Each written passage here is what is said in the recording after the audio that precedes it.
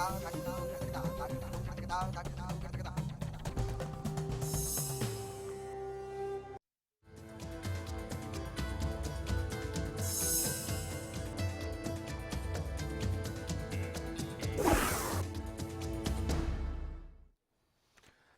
स्वागत है आपका। मैं हूं कुमार गौरव।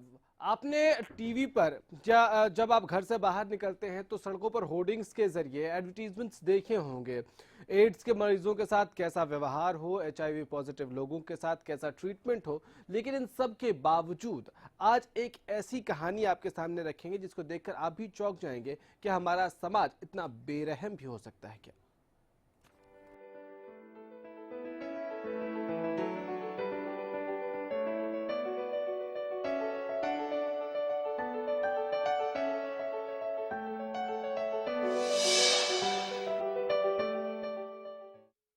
बड़ी बड़ी बातों में हमारा कोई स्थान ही नहीं है। हिंदुस्तान के लोग बड़ी बड़ी बातें करते हैं जब उनको कुछ नहीं करना होता है उस वक्त कि एड्स के मरीज के साथ ऐसा व्यवहार होना चाहिए, एड्स मरीज को ऐसे ध्यान देना चाहिए, उसको स्पेशल फील कराना चाहिए और फला तरीके की बहुत सारी बातें होती हैं। लेकिन जब जरूरत पड़ती है तो एक मासूम को भी हरियाणा जैसे सूबे में एक छत नहीं मिलती है, एक बेड नहीं मिलता है। इसी मासूम की करेंगे बात। पहले ये रिपोर्ट देखिए।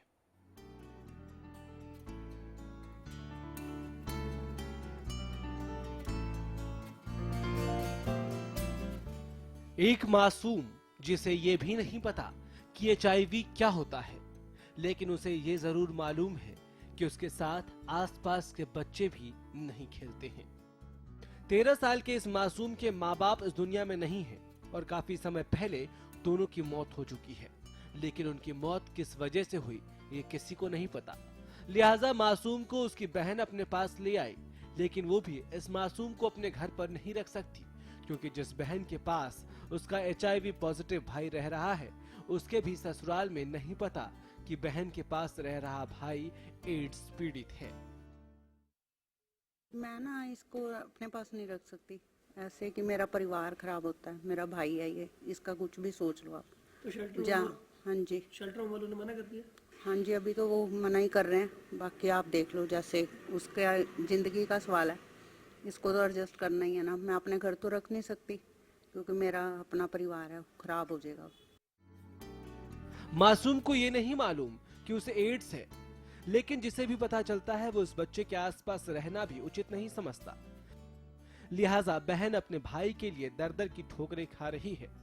लेकिन सबसे हैरान कर देने वाली बात तो ये है कि सरकार द्वारा बनाए गए शेल्टर होम्स भी इस बच्चे को नहीं रख रहे, क्योंकि उसे एड्स है।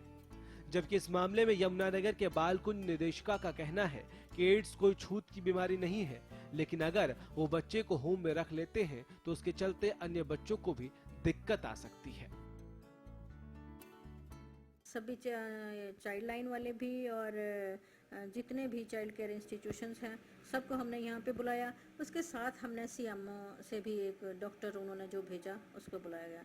उस मीटिंग में डिस्कस ही हुआ कि इस जो ये HIV बच्चा है पॉजिटिव, इसको स्वस्थ बच्चों के साथ रखना मुश्किल है, क्योंकि स्टेट काउंसिल का लेटर आया हुआ है कि बालकुंज में केवल स्वस्थ बच्चे ही रखे जा सकते हैं और उनका मेडिकल लेकर ही हम बच्चों को यहाँ पे एंट्री करते हैं। इसके लिए पूरे हरियाणा के सभी CWC को लेटर लिख के पूछा कि अगर आपके पास कोई ऐसा होम है तो हम इस बच्चे को वहाँ पर भेज दें, लेकिन हमारे पास नेगेटिव जवाब आया कि हमारे यहाँ पे कहीं भी ऐसा होम नहीं है। दर दर की ठोकरें खाने के बाद अब इस मासूम को लेकर उसकी बहन चाइल्ड हेल्पलाइन वालों के पास पहुंच गई है, लेकिन यहाँ बच्चों को नहीं रखा जाता। लेकिन इस हेल्पलाइन से बच्चे को किसी शेल्टर होम में रखने की बात कही जा रही है। एक बच्चा है जो HIV पॉजिटिव है, जिसकी बहन अपने घर में उसे नहीं रख सकती है और वो उसके लिए काफ़ी शेल्टर होम में गई है, लेकिन सभी ने उनको मना कर दिया। फिर चाइल्ड लाइन में उसका केस आया। तब से चाइल्ड लाइन भी लगातार कोशिश कर रहा है कि कोई शेल्टर होम उसको मिल जाए, लेकिन कोई भी शेल्टर होम इस वजह से उसे रखने को तैयार नहीं है क्योंकि वो HIV पॉजिटिव है। जबकि मेडिकल रिपोर्ट ये कहती है कि उसको दिक्कत नहीं है किसी भी होम को उसको रखने के लिए, क्योंकि उससे कोई दिक्कत नहीं आएगी दूसरे बच्चों को। साफ है, समाज का एक बार क्रूर चेहरा फिर दिखाई दिया। भले ही सरकार बड़े बड़े दावे करती हो, लेकिन हकीकत क्या है आप इस मामले से समझ गए होंगे। ऐसे में बड़ा सवाल ये है कि 21 जिलों वाला हरियाणा आखिर क्यों एक मासूम को ठिकाना तक नहीं दे पा रहा, आखिर उसका दोष क्या है। यमुनानगर से हरीश कोहली के साथ ब्यूरो रिपोर्ट, हरियाणा न्यूज। इसी बच्चे की आज हम बात करेंगे और इस बच्चे के बहाने जो व्यवस्था बेपर्दा हुई, उस बेपर्दा हुई व्यवस्था की हम बात करेंगे कि इतना बड़ा सूबा, इतना बड़ा देश, लेकिन एक बच्चा जो HIV पीड़ित है उसको एक छत नहीं दी जा सकती, उसको एक शेल्टर होम में जगह नहीं मिल सकती। आखिर ये व्यवस्था क्यों है? हमारे साथ पूनम भटनागर जी हैं, सामाजिक कार्यकर्ता है। पूनम जी, बहुत स्वागत है आपका। साथ ही साथ हमारे साथ हरीश कोहली है, हमारे संवाददाता, इस वक्त फोन लाइन पे जुड़े हैं। हरीश जी, आपके पास आऊंगा, उससे पहले पूनम जी, इस पूरी रिपोर्ट को आपने देख लिया, इस पूरी व्यवस्था को आपने सुन लिया, हमने सुन लिया, उसके बाद ये क्या मन में आता है कि एक बच्चा जिसको जरूरत है और ज्यादा प्यार की, एक बच्चा जिसको और ज्यादा केयर की जरूरत है, उसके लिए हमारे समाज में, हमारी सोसाइटी में कोई जगह नहीं है? देखिए, वास्तव में गौरव, बहुत शर्म की बात है कि हम जिस सूबे में रहते हैं, जहाँ इतनी विकास की बातें हम करते हैं रोज, वहाँ पे एक जगह बच्चे को नहीं मिल रही जहाँ वो रह सके, जीवन यापन अपना निभा सके। मैं समझती हूँ ये पुरानी सरकारों का कह लीजिए या प्रेजेंट सरकार अभी इस मुद्दे पे नहीं पहुंची है, क्योंकि मेरा ये मानना है, क्योंकि मैं एक NGO चलाती हूँ, तो मुझे ये समझ में आता है कि अभी तक जो NGOs का एक इस्तेमाल होना चाहिए था, वो कहीं ना कहीं नहीं हो रहा। क्योंकि NGO संस्थाएं वो होती हैं जो इस तरह के बच्चों की केयर करती हैं, लेकिन वो NGOs खुद ही इतनी लाचार हैं इस टाइम कि उनके पास ना तो कोई काम है, ना उनके पास पैसा है, तो वो इस तरह की व्यवस्था मेंटेन नहीं कर पा रही हैं। अगर सरकार किसी तरीके से NGOs की मदद करे और इस तरह के बच्चों को सहारा बहुत हद तक मिल सकता है, क्योंकि सरकार जब तक फाइनेंशियल एड नहीं देती, बिना फाइनेंशियल एड के कोई भी NGO नहीं चल सकती। और सरकार पे बहुत सारे ऐसे प्रोजेक्ट्स गए हुए हैं जहाँ पे इस तरह के बच्चे जो हैं, जो लाचारी वाली जिंदगी बिता रहे हैं, उनको सहारा कहीं ना कहीं मिल सकता है। ठीक है हरीश, इस बच्चे ने और इसकी बहन ने कौन कौन सा दरवाजा खटखटाया इस आस में कि उनको मदद मिलेगी? हरीश, आवाज मिल रही है आपको? हरीश, सुन पा रहे हैं आप हमें?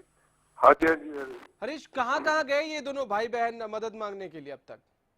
ये भाई बहन, अब जो एक बहन है अपने छोटे भाई को लेकर, जो मासूम एक नाबालिग बच्चा है, मात्र 12-13 वर्ष का बच्चा है, इसको लेकर वो पूरे प्रशासन तक को गुहार लगा चुकी है कि इसका कहीं पर इसको शेल्टर दिया जाए, क्योंकि वो अपने परिवारजनों के साथ इसको अपने साथ नहीं रख पाती। लेकिन देखने वाली बात, बड़ी शर्म की बात है कि बड़े बड़े दावे करने के बावजूद ना तो उसको कहीं प्रशासन को इसको एक छत दिला पाया, इसके अलावा उसने बालकुंज तक को में भी गुहार लगाई, लेकिन वहाँ के निदेशक ने भी अपना पल्ला झाड़ते हुए कहा कि हम इस बच्चे को नहीं रख सकते। इसके पश्चात उसने चाइल्ड हेल्पलाइन में जब संपर्क किया, तो उसके बाद चाइल्ड हेल्पलाइन के लोगों द्वारा वहाँ पर जो निदेशिका है वहाँ की अंजू वाजपेयी, उन्होंने अपने स्तर के ऊपर इस बच्चे को कहीं ना कहीं भेजने के लिए प्रयास जारी किए हैं। जी, प्रयास किए जा रहे हैं। हरीश, आप रहिए हमारे साथ। पूनम जी, ये क्या व्यवस्था है? क्या हमारे सरकारों ने अब तक सोचा ही नहीं कि ऐसा भी कोई बच्चा हो सकता है? क्योंकि हमने सुना उस महिला की बात को कि वो कह रही हैं कि शेल्टर होम्स में सिर्फ स्वस्थ बच्चे ही रह सकते हैं, तो जिसको कोई भी बीमारी हो उसको क्या सड़क पर छोड़ दिया जाए? देखिए, बहुत सच्ची ये बात बहुत दयनीय भी है, क्योंकि जिन बच्चों का कोई नहीं है, या समझ लीजिए इस तरह के बच्चे, वो कहाँ जाएंगे? शेल्टर होम्स हैं, लेकिन उनकी कंडीशन बहुत खराब है। माफी चाहूंगा, आपको रोक रहा हूँ जी। चाइल्ड हेल्पलाइन के डायरेक्टर अंजू वाजपेयी हमारे साथ इस वक्त फोन लाइन पे हैं।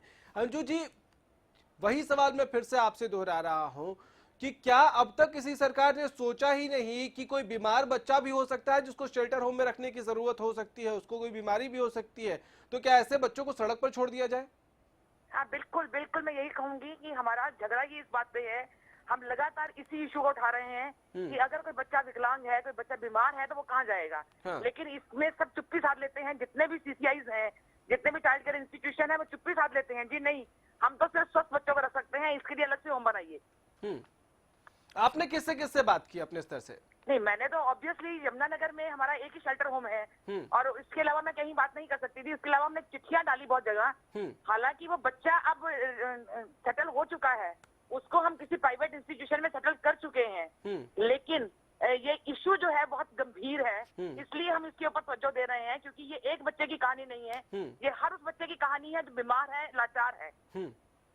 ठीक है अंजू जी, आपने जो चिट्ठियां लिखी, आप कह रही हैं लेटर्स की बात की, सरकार के कौन कौन से विभाग को आपने खत लिखा और सरकार के और उनके अलग अलग विभागों की तरफ से क्या जवाब मिला आपको?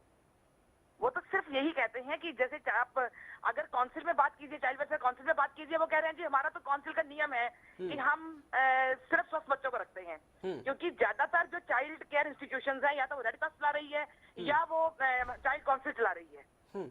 प्राइवेट तो ऐसे बच्चों को मैं फिर से वही सवाल पूछ रहा हूँ, ऐसे बच्चों को हमारा समाज कहाँ देखता है? उनको सड़क पर छोड़ दिया जाए, उनको भीख मांगने के लिए छोड़ दिया जाए, या फिर उनको सड़क पर छोड़ दिया जाए ताकि ये जो ह्यूमन ट्रैफिकिंग वाले लोग हैं वो उनको उठा कर ले जाए, उनके हाथ पैर तोड़ के उनसे भीख मंगवाए? क्या चाहती है काउंसिल? बिल्कुल समाज यही सोचता है, क्योंकि इतना बड़ा इंफ्रास्ट्रक्चर तैयार कर दिया, चाइल्ड प्रोटेक्शन ऑफिसर बिठा दिए, हर जगह सीसीआई बना दिए, हर जगह सीडब्ल्यूसी बिठा दी, लेकिन मुझे सिर्फ ये इतना बताए कोई कि चाइल्ड प्रोटेक्शन और केयर के मुद्दे कहाँ उठाए जाते हैं? सिवाय इसके कि अपनी तनख्वाह लेके घर बैठ जाइए और इतना बड़ा पैराफर्नेलिया क्रिएट कर दीजिए उनको तनख्वाह देने के लिए। आप मुझे बताइए कि प्रोटेक्शन वाले कहाँ आते हैं, सीडब्ल्यूसी वाले कहाँ आते हैं? आप नहीं आता आगे जी, आप खुद उठाते भी नहीं, चाइल्ड हेल्पलाइन से हैं मैडम, आप डायरेक्टर हैं चाइल्ड हेल्पलाइन की, क्या इसके खिलाफ आपको लगता है कि अब वक्त आ गया इस बच्चों के बहाने ही सही कि एक मुहिम शुरू की जाए और सरकारों को, विभागों को इस बात के लिए जगाया जाए कि ऐसे बच्चे भी हो सकते हैं? ये तो सिर्फ एक बच्चा है, ऐसे बच्चों की तादाद कहीं ज्यादा बड़ी है जिनको मदद है और जो बीमार हैं। ये बिल्कुल ये समय आ गया है, क्योंकि हमने तो ये वर्कशॉप इस बात पे की थी, time to act is now. बहुत भाषण हो चुके, बहुत हम दावे कर चुके, लेकिन असली काम करने का वक्त अब है। अगर अब भी नहीं करेंगे तो ये बच्चे हमको पूछेंगे कि तुम हमारे लिए क्या कर रहे हो।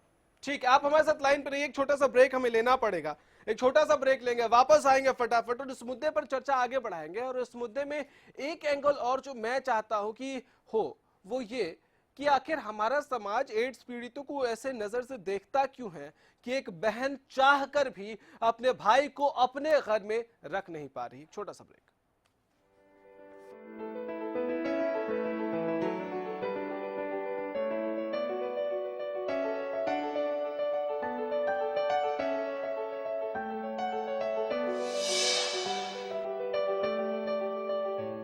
सुन ओए मेरे यारा, एक्सीएल हम सबका प्यारा, एक्सीएल का हर एक वार गुल्ली डंडे पर सबसे असरदार।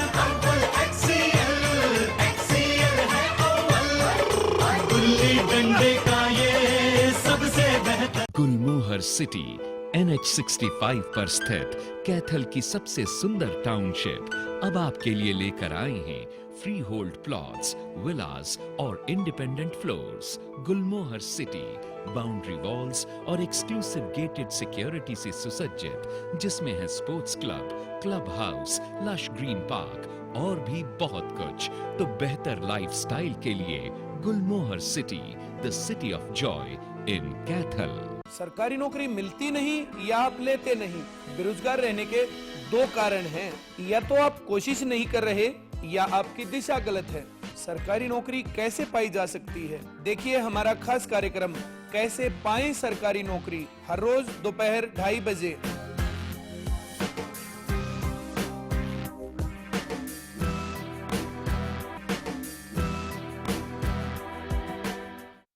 गुलमोहर सिटी NH65 पर स्थित कैथल की सबसे सुंदर टाउनशिप अब आपके लिए लेकर आए हैं फ्री होल्ड प्लॉट्स, विलास और independent floors. Gulmohar city boundary walls और एक्सक्लूसिव गेटेड सिक्योरिटी से सुसज्जित, जिसमें है sports club, club house, lush green park और भी बहुत कुछ। तो बेहतर लाइफस्टाइल के लिए Gulmohar city, the city of joy in Kaithal. Haryana fresh शुद्ध घी का नाम बड़ा, शुद्धता की कसौटी पर खरा, घर के घी जैसा स्वाद मन भाए, जो भी खाए तंदुरुस्ती पाए। हरियाणा फ्रेश एगमार्क शुद्ध घी, स्वाद घर के घी जैसा। हरियाणा फ्रेश शुद्ध घी।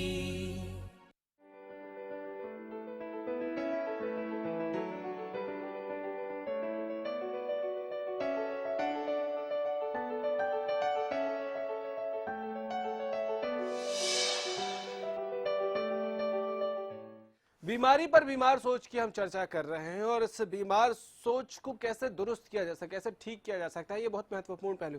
पूनम जी हमारे साथ हैं स्टूडियो में। पूनम जी एक बात बताइए कि ऐसी व्यवस्था क्यों है हमारे समाज की कि HIV पॉजिटिव इस बच्चे को उसकी बहन भी अपने घर पर रखना नहीं चाह रही है, वो चाहकर भी नहीं रख सकती है, ऐसा क्यों? क्योंकि देखिए HIV एक ऐसी बीमारी है जिसको लोग बहुत ही खतरनाक समझते हैं और क्योंकि स्प्रेड होती है तो ये मानना है कि अगर इसको बच्चे को रखा जाएगा, हो सकता है उसकी फैमिली डिस्टर्ब हो सकता है उसके घर वाले भी उसको मना करते हो, तो वो इस तरह से अपनी फैमिली लाइफ को बचाने के लिए वो अपने भाई से छुटकारा एक तरीके से पाना भी चाहती है और वो चाहती है बच्चा मेरा भाई कहीं सुरक्षित रहे। देखिए गौरव, एक चीज मैं आपसे अभी भी डिस्कस कर रही थी, सरकार की बहुत सारी ऐसी बिल्डिंग्स हैं, बहुत सारे ऐसे भवन पड़े हैं जिनका सरकार को भी नहीं पता या उसको इस्तेमाल में नहीं लाया जा रहा। क्यों ना उन जगहों को आप ऐसे शेल्टर्स में कन्वर्ट कर दीजिए, ऐसे बच्चों को वहां रखा जा सकता है। और बहुत सारी एनजीओज हैं, बहुत सारी एनजीओज हैं जो अच्छा काम कर रही हैं। सरकार चाहे तो उनका इस्तेमाल कर सकती है और उनको ये काम दे सकती है। सरकार का इतना सारा काम एनजीओज खत्म कर सकती हैं कि सरकार को भी संतुष्टि होगी कि हमारा जो काम जिसको हम ये सोच के चल रहे थे नहीं होगा, वो एनजीओज ने बहुत अच्छी तरीके से निभा दिया। तो मैं सरकार से आपके माध्यम से गुजारिश करूंगी कि जितनी एनजीओज हैं उनको बुलाकर उनको काम दिया जाए और इस तरह के बच्चों के लिए शेल्टर होम्स क्रिएट करके जो बिल्डिंग्स वेकेंट पड़ी हैं जिनका इस्तेमाल नहीं हो रहा है, जिस तरह जैसे कई सारे कम्युनिटी सेंटर्स हैं, कई सारे ऐसे भवन हैं जिनको बना दिया गया पर उसका इस्तेमाल नहीं हुआ, उसको ऐसे रूप में कन्वर्ट किया जा सकता है और वहां ऐसे बच्चों को रखा जा सकता है और एनजीओज को इसकी रिस्पॉन्सिबिलिटी दी जा सकती है कि आप इसको करिए और फाइनेंशियल एड आप एनजीओज को दीजिए। देखिए बखूबी बहुत काम होगा, बहुत अच्छा काम हो सकता है। ठीक है, शकुंतला ढोल जी हमारे साथ चाइल्ड वेलफेयर कमेटी के अध्यक्ष इस वक्त फोन लाइन पे। शकुंतला जी मुझे एक बात बताइए कि क्या आज तक किसी सरकार ने सोचा ही नहीं कि कोई बच्चा ऐसा भी हो सकता है जिसको मदद की जरूरत होगी, जो एड्स पीड़ित हो सकता है या वो किसी और बीमारी से ग्रसित हो सकता है? सबसे पहले तो मैं सभी का नमस्कार करती हूँ इस चैनल से जुड़ने के लिए और मीडिया के माध्यम से जो जागरूक नागरिक हैं वो इस चीज के लिए, क्योंकि मीडिया से ही जागरूक होंगे।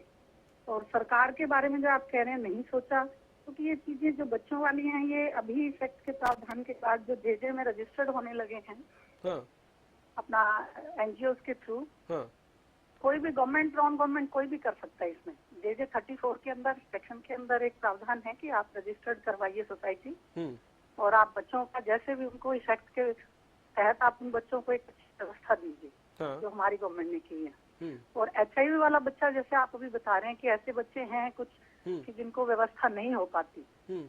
गुड़गांव के अध्यक्ष होने के नाते मेरे जानकारी में जो बच्चे आए हैं अब इस तरह के हरियाणा से, तो कुछ बच्चों के लिए व्यवस्था हमने की है।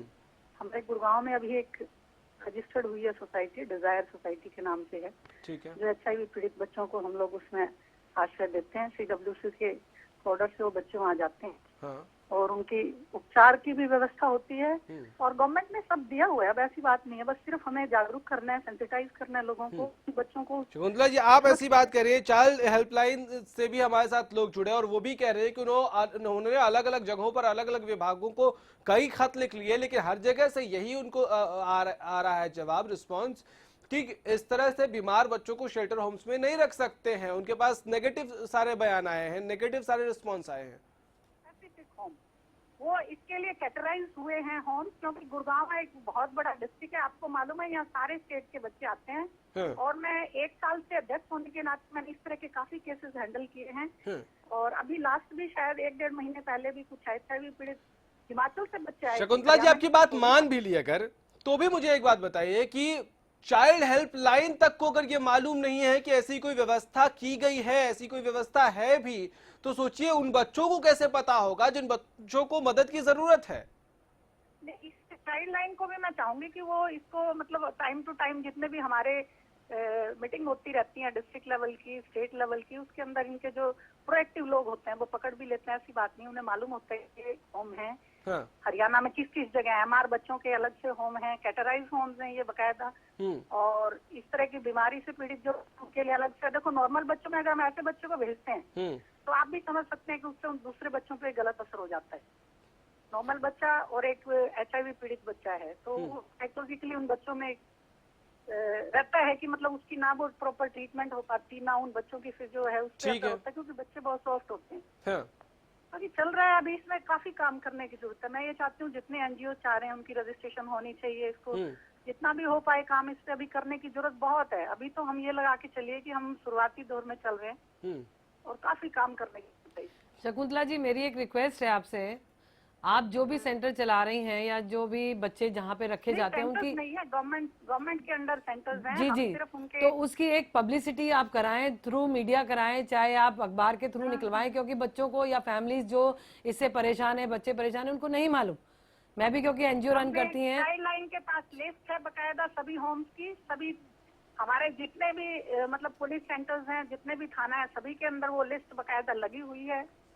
मैम एक बार अखबार में निकलवा दीजिए ना, सबके लिए, पब्लिक के लिए। शकुंतला जी, मैं आपसे एक बात पूछना चाहूंगा कि आप कह रही हैं कि ऐसे बच्चों के लिए आपने बहुत कुछ ये जो आप बता रहे हैं कि ये हाउसेस जो है यहाँ किया जा रहा है, इस बच्चे के लिए क्या व्यवस्था हो सकती है?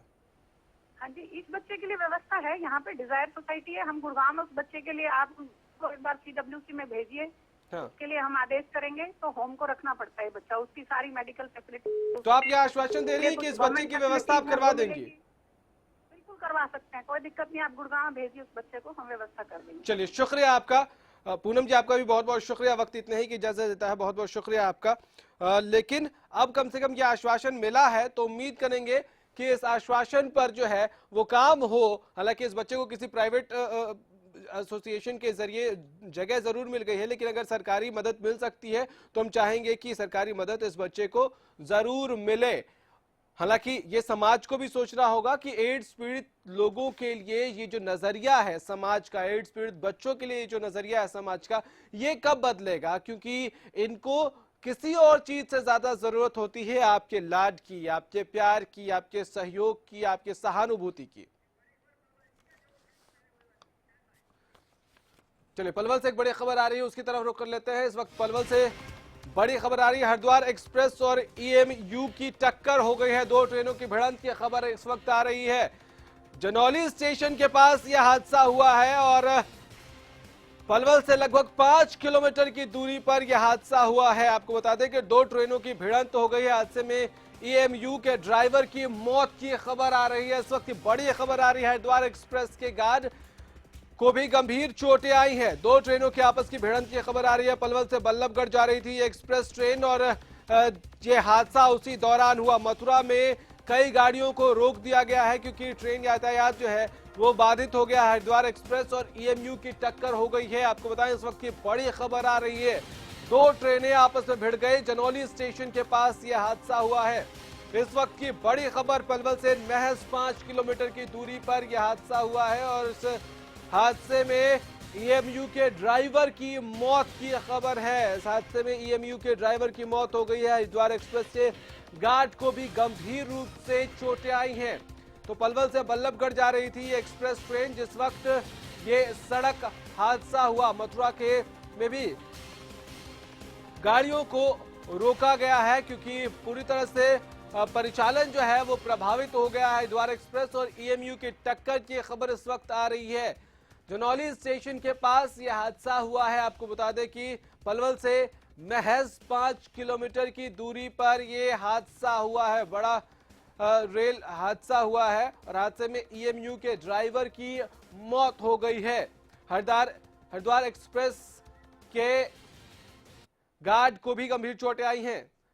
रमेश वर्मा हमारे संवाददाता इस वक्त हमारे साथ फोन लाइन पे है। रमेश, कितने लोगों को चोटें आई हैं और इस वक्त राहत और बचाव कार्य कहां तक पहुंचा है? रमेश, हेलो रमेश, क्या स्थिति है इस वक्त वहां? जी, मैं बताना चाहूंगा कि ये सुबह लगभग 8:25 की घटना है जी, और पलवल से 8 किलोमीटर देगली फाटक का मामला है।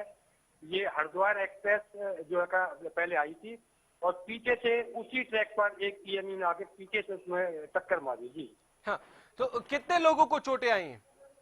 इसमें सर जो EMU का ड्राइवर है इसकी मौत हो चुकी है, जबकि एक्सप्रेस का जो गार्ड जो है जी उसको गंभीर चोट आई है और लगभग 2 और सवारियों को चोटें आई है। जी सर। जी रमेश, बहुत बहुत शुक्रिया।